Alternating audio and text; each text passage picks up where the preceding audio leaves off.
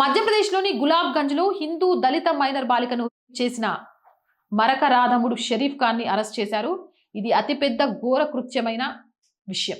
మరో నమ్మశక్యం కాని సంగతి ఏంటంటే ఆ షరీఫ్ ఖాన్ అనే మరక మృగం ఆ ఆకృత్యానికి పాల్పడుతుంటే వాడి పెళ్ళాం సోదరుడు ముబీన్ ఆ ఆకృత్యానికి కాపలాగా నిలబడ్డారు. నమ్మశక్యం కాని సంగతి అని అనిపించిన హిందూ సెక్యులర్ల గురించి, ఎందుకంటే ఇలా పెళ్ళాం లేదా తల్లి లేదా చెల్లి అని ఆలోచించకుండా ఆకృత్యాలకు అండగా కాపలాగా మద్దతుగా ఉంటారని సెక్యులర్లు నమ్మరు.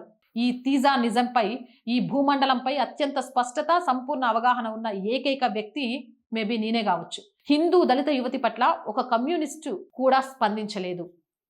మానవత్వం మన్ను మశానమని కూసే ఒక్క సుడో సెక్యులర్లు కూడా జాలి చూపలేదు.